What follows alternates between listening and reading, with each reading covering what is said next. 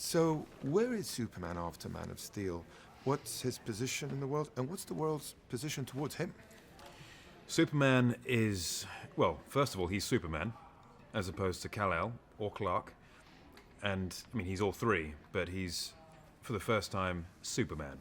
And I think we hear the word uttered once in that movie, and that's in the third act. And now he's officially Superman, that's all he's referred to as.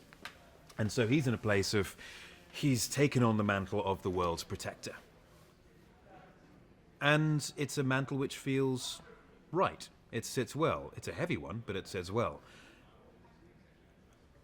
The tricky thing is that mankind views him in very differing ways.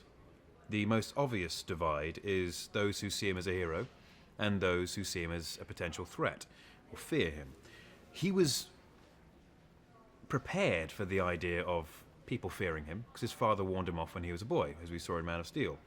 He wasn't prepared, however, for people to accuse him of doing evil and to make him the bad guy, because essentially he's done nothing but try and be the good guy and save everyone, and it hurts him that he can't save everyone.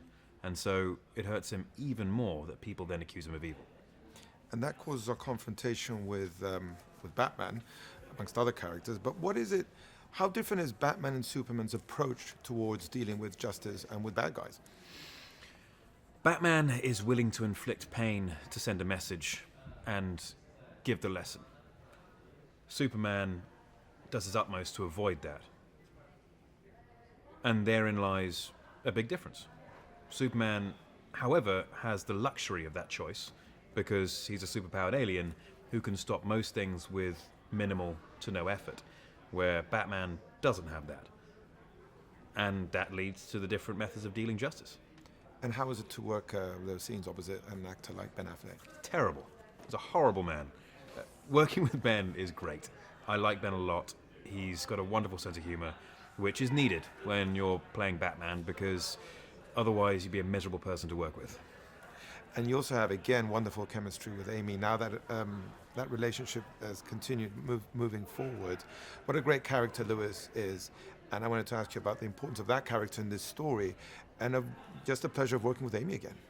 Amy, as you know, wonderful person and a wonderful actress. And the more I get to work with her, the better. We touched on a little bit the story and development of their relationship in this movie. There's still plenty of room to grow there and plenty of space to move. But it was nice to see, I think it's 2 or 3 years, I think it's 2 years on, how they've developed and how they've settled into a relationship. Of course, there are complications to having a relationship with a superpowered alien, but there are complications in every relationship. The movie wouldn't work if there weren't a powerful villain behind it, and there is, in Lex Luthor, of course. But I also thought that Jesse did an extraordinary job there. He did indeed, and I will echo those thoughts. And Jesse brings something to Lex Luthor which is... There's a menace there, which is underlying everything he does. And you don't see it at first because of the presentation that Lex Luthor, Jesse, makes. And the wonderful thing is that Superman never suspects until it's the very, very last moment. And Jesse brings all of that into a very, very complex and subtle performance. And what does Zack bring to it all? Zack, as we all know, has a unique and special visual style, which no one can imitate. And Zack's ability to provide such a wonderful setting for these two characters to come together in, and a world in which seems real and fantasy at the same time. It's that sort of ultra-realism, imagination blend.